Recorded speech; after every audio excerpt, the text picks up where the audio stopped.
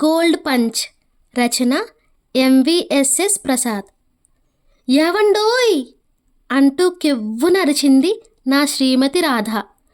మగత నిద్రలో ఉన్న నేను ఏమైంది అంటూ ఉలిక్కిపడి లేచాను. ఆ సమయంలో ఏ కార్డియాలజిస్ట్ అయినా నా గుండె వేగం, పనితీరు, బీపీ పరీక్షిస్తే ఆయనకు హార్ట్అటాక్ రావడం ఖాయమనిపించింది. ఈ అడ్వర్టైజ్మెంట్ చూసారా? బంబం షాప్లో బట్టలు కొన్న వారికి బంగారు నాణాలు బహుమతిగా పొందే అవకాశం.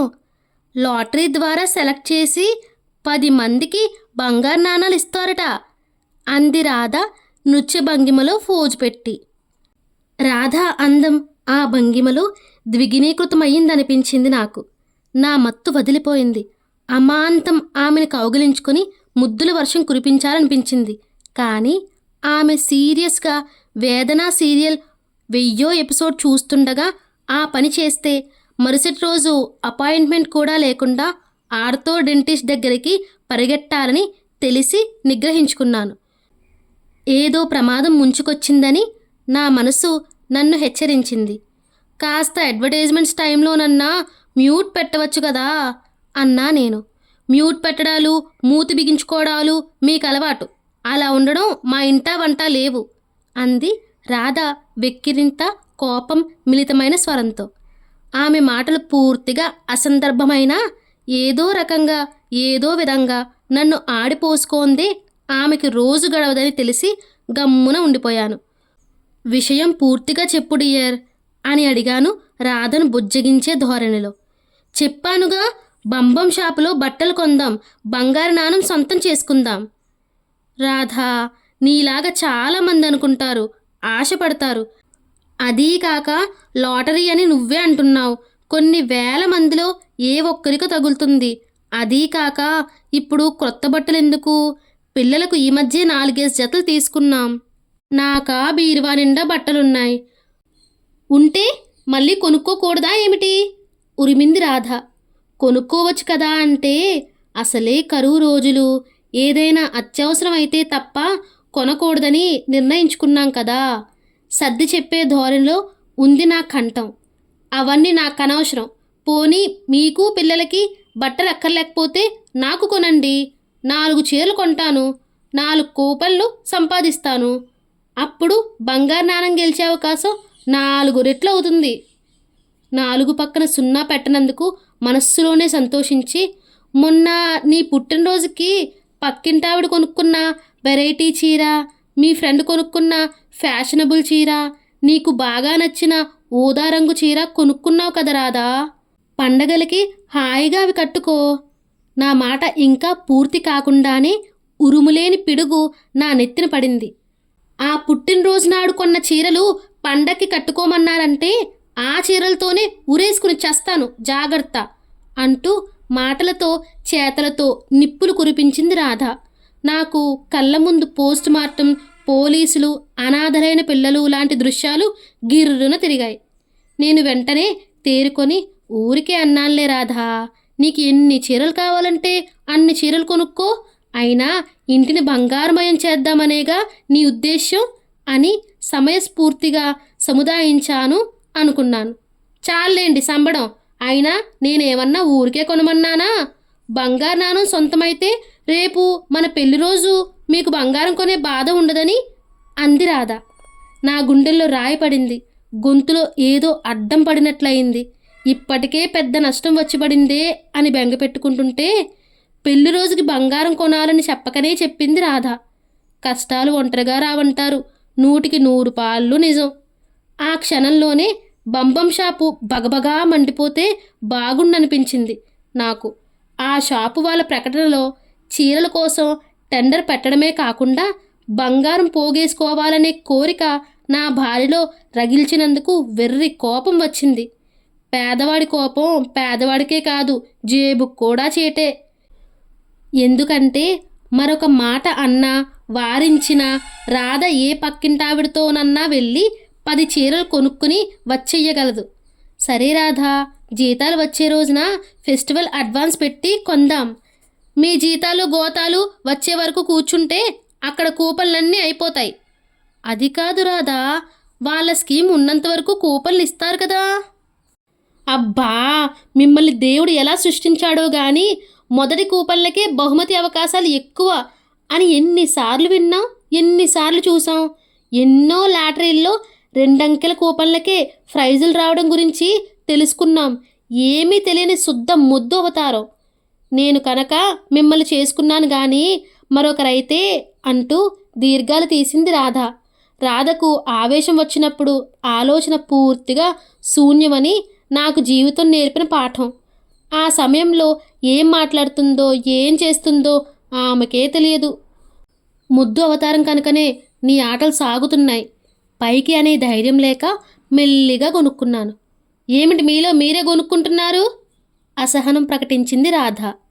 అబ్బే, ఏం లేదు రాధా, అప్పు ఎవరిని అడగాలా అనుకుంటున్నాను. నెలాఖరు రోజులు కదా, ఎవరి ఇబ్బందులు వారుకుంటాయి. దానికి కూడా అంత ఆలోచించి బుర్ర బద్దలు కొట్టుకోవాలా? మీరే అంటుంటారుగా, a friend in need is a friend indeed అని. మీ ఫ్రెండ్ని ఎవరినన్నా అడగండి, ఉచిత సలహా పడేసింది రాధ. ఎవరిని దేవురించాలో, ఎవరి దగ్గర జోలీ పట్టాలో నా మాటలు నోరు దాటి బయటకు రాలేదు. సనుగుడు చాలు కానీ రేపే మన షాపింగ్ అని ఆర్డర్ పాస్ చేసి సీరియల్ చూడడంలో నిమగ్నమైపోయింది రాధ. నేనేదో అనబోయి నోటిని బలవంతంగా చేతులతో మూసుకున్నాను. చాహే మాజీ జంగ్లీ కహే యాహూ అని పెద్దగా అరుస్తూ డాన్సు చేస్తూ ఇంట్లో అడుగుపెట్టిన రాధను పిల్లలు భయం భయంగా చూడడం మొదలుపెట్టారు. ఆ ఉత్సాహంలోనే చేతిలో ఉన్న సెల్ ఫోన్ను గాలిలోకి ఎగురవేసింది రాధ. నేను చిన్నప్పుడు ఆడిన క్రికెట్ ఆ సెల్ కింద పడకుండా డైవింగ్ క్యాచ్ పట్టుకోవడానికి ఉపయోగపడింది. నేను గుండె చెక్కబట్టుకొని పైకి మేకపోతు గాంభీర్యం ప్రదర్శిస్తూ, ఏమైంది రాధా, ఏమిటి సంగతి అని అడిగాను. మరలా యాహూ అంటూ ఒక్క ఎగురు ఎగిరింది రాధ. కింద గచ్చుపై పెద్ద చప్పుడు. ఆ దెబ్బకి అమ్మాయి జడుసుకొని ఏడుపు లంకించుకుంది. అబ్బాయి వాళ్ళమ్మకేసి అయోమయంగా చూడసాగాడు.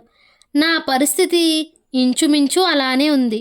నాకు అలాంటి నమ్మకాలు లేకపోయినా ఒక్క క్షణం ఒకవేళ రాధకి ఏగాలో ధూలో సోకలేదు కదా అనుకున్నాను. రాధ ఏమైంది? ఈసారి స్వరం పెంచి అడిగాను. ఫలితం శూన్యం. ఓహో, ఆహా, ఏమీ సుదినము అంటూ డాన్స్ మొదలుపెట్టింది రాధ. అబ్బా, పిచ్చి వేషాలు ఆపి అసలు సంగతి చెప్పు కోపంగా అరిచాను. రాధ సంతోషం కోపంగా మారడానికి అరక్షణం కూడా పట్టలేదు. మీది ఉట్టి మట్టి బుర్ర. ఈ సమయంలో ఎంత సంతోషంగా ఎందుకుంటాను? యాహూ, మనం బంగారు నాణెం గెలుచుకున్నాం. పక్కింటి పిన్నిగారింట్లో ఉండగా సెల్కి ఫోన్ వచ్చింది. Congrats Radha dear. ఆ క్షణంలో ఆమెను కౌగిలించుకొని గిరగిరా తిప్పేద్దామనుకున్నాను. కానీ ఎదురుగా పిల్లలు ఉండడం చేత ఫ్లయింగ్ కిస్తో సరిపెట్టేశాను. రాధ ఆనందానికి అంతు లేకుండా పోయింది. పిల్లలిద్దరికీ బుగ్గల మీద ముద్దుల వర్షం కురిపించింది. నేను అన్నాను సరదాగా, అంటూ మురిపెంగా కసురుకుంది. లాటరీలో మనకు బంగారు నాణెం తగిలింది. ఎంత చెడ్డ! 10 గ్రాములు ఈ రోజులలో 25,000-30,000 ఉంటుంది. మీరు ముష్టి 3,000 ఖర్చు పెట్టడానికి ముందు వెనక చూశారు. ఏమైనా రాధా, నువ్వు అదృష్టవంతురాలివి. అసలు నీ చెయ్యే మంచిదనుకో. ఈ దెబ్బతో షాపువాడి సేల్స్ పెరిగిపోతాయి అన్నాను నేను సంతోషంగా. మరి ఈ రాధ అంటే ఏమనుకుంటున్నారు? అసలు అదృష్టం ముందు పుట్టి తర్వాత నేను పుట్టానని అంటూ ఉండేది మా అమ్మమ్మ. నేను పుట్టాకే మా ఇంట్లో అంతా కలిసి వచ్చిందంట. నిజం చెప్పాలంటే నన్ను చేసుకున్నాకే కదండి మీకు స్థిరమైన ఉద్యోగం వచ్చింది. నేను ఎక్కడ అడుగు పెడితే అక్కడ అష్టైశ్వర్యాలు అని పొంగిపోతుండేవాడు మా నాన్న. రాధ తన వాగ్దాటి సాగించసాగింది. నీ ఆటోబయోగ్రఫీ చాలు గాని ఉండు, ఈ శుభ సమయంలో ఏదైనా స్వీట్ తెస్తాను అన్నాను నేను. ఆ శ్రమ మీకక్కర్లేదు, ఆ తంటాలేవో ఇంట్లోనే పడతాను, మనం ఒక పని చెయ్యాలి అంది రాధ సీరియస్గా మొహం పెట్టి. నా గుండె పీచుమనసాగింది. ఆడవాళ్ళకి మ్యాచింగ్ ఇంట్రెస్ట్ ఎక్కువ. ప్రైజ్లో గెలిచిన బంగారు నాణానికి మ్యాచింగ్గా 1 తులం బంగారం మ్యారేజ్ డేకి కొనమంటుందేమోనని గుండె గుబగుబలాడసాగింది. అయినా సరే గుండె చెక్కబట్టుకొని, ఏమిటి రాదా అని అడిగాను. ఏమీ లేదు, చాలా చిన్నది, సులువైనది. మనకు బంగారు నాణం వచ్చిన సందర్భంగా ఫ్రెండ్స్ అందరికీ పార్టీ ఇవ్వాలి. రాధ చేసే స్వీట్ సంగతి దేవుడెరుగ్గాని ఆ మాటలు వినేసరికి నా మనస్సు చేదెక్కిపోయింది. ఇవ్వవచ్చు అనుకో, మనకి వచ్చింది బంగారం రూపంలో, కానీ పార్టీ అంటే డబ్బు ఖర్చు నసిగాను నేను. ఛ, మీ పిసినార్తనం పోనిచ్చుకున్నారు కాదు. ఈ సందర్భంలో మహిళా మండలి వాళ్ళకి, వాకింగ్ ఫ్రెండ్స్కి, చుట్టుప్రక్కల వాళ్ళకి, ఫ్రెండ్స్కి అలా రాధా చెప్పిన లిస్టు విన్న నాకు నక్షత్రాలను లిస్టు వేస్తే తక్కువ ఉంటాయనిపించింది. ఆ క్షణంలో నక్షత్రాలు నా కళ్ళల్లో సుళ్ళు తిరిగాయి. మరొక్కసారి నా ప్రయత్నం నేను చేశాను. ఫలితం శూన్యం. రాధ నేను ఏమి చెప్పినా వినదు. నేను ఒప్పుకోక తప్పలేదు. ఆర్థికంగాను మిగతా రకాలుగాను పార్టీకి ప్రయత్నాలు మొదలుపెట్టాను. పార్టీ గ్రాండ్గా జరిగింది. వచ్చిన వాళ్ళందరూ సుష్టుగా తిని రాధని కంగ్రాచ్యులేట్ చేసి ఆకాశానికి ఎత్తేశారు. డబ్బు పోతే పోయింది కానీ రాధను అంత సంతోషంగా ఈ మధ్యకాలంలో చూడలేదనిపించింది నాకు. మా కుటుంబం పేరు మారుమ్రోగిపోయింది. పార్టీకి కొసమెరుపు ఏమిటంటే బంబం షాపు ఉద్యోగస్తులు, యాజమాన్యం కూడా హాజరవ్వడం. రోజులు భారంగా గడుస్తున్నాయి. బంగారు నాణం కోసం రాధ చకోర పక్షిలా ఎదురు చూడసాగింది. బంబం షాపు వాళ్ళకి ఫోన్ చేస్తే బంగారు నాణాల కోసం ఆర్డర్ పెట్టామని, త్వరలో వస్తాయని చెప్పారు.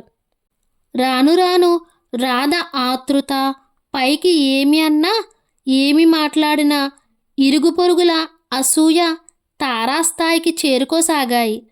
బంగారు నాణం అందుకున్న సందర్భంగా మళ్ళీ ఎక్కడ పార్టీ పెడుతోందోనని రాధ మీద అనుమానం అలాగే బలపడసాగింది నాకు.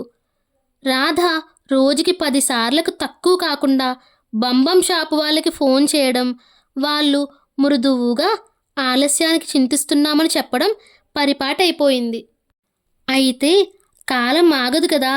ఆఖరికి రాధ ఎన్నాళ్ళుగానో ఎదురు చూస్తున్న రోజు రానే వచ్చింది. బంబం షాప్ వాళ్ళు ఫోన్ చేసి కూపన్ ఇచ్చి బంగారు నాణం తీసుకెళ్ళమని ఫోన్ చేశారు. రాధ ఫ్రెండ్స్ను వేసుకొని 2 ఆటోలలో బయలుదేరింది. అనవసరపు ఖర్చులెందుకు అన్న నా వైపు ఉగ్రంగా చూసింది. రాధ నన్ను కూడా తనతో రమ్మంది. కానీ ఆఫీసులో ఇన్స్పెక్షన్ ఉండడం వలన నేనే ఆఫీస్కి వెళ్ళిపోయాను. ఇన్స్పెక్షన్ వల్ల బిజీగా ఉండి నేను ఇంటికి ఫోన్ చేయలేకపోయాను. ఇంటి నుంచి కూడా ఫోన్ రాలేదు. రాధ సెలబ్రేషన్స్లో సెటిల్ అయిపోయి ఉంటుందని అనుకున్నాను నేను. రాత్రికి ఇంటికి చేరేసరికి ఆలస్యం అయింది. హుషారుగా ఏలవేసుకుంటూ ఇంట్లోకి అడుగుపెట్టిన నేను ఇంట్లో కనిపించిన దృశ్యానికి అవాక్కైపోయాను.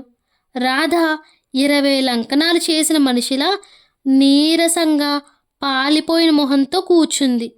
పిల్లలు బిక్కమొకాలు వేసుకొని ఉన్నారు. ఏమిటి రాధా, ఏమైంది? ఆతృతగా అడిగాను.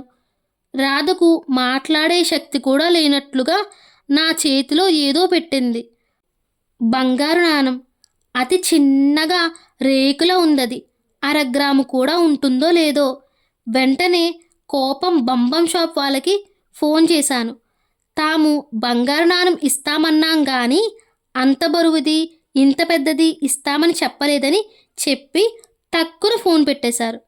నా చేతిలో బంగారు నాణం గిర్రున తిరుగుతున్నట్లు అనిపించింది. అయితే తిరుగుతున్నది నాణెం కాదని, ఏదో పెద్ద విలువగల బంగారం బహుమతిగా వస్తుందని అప్పు చేసి మరీ నీళ్ళల్లా ఖర్చు పెట్టిన డబ్బు గుర్తుకొచ్చి తిరుగుతున్నది నా తల అని తెలిసింది.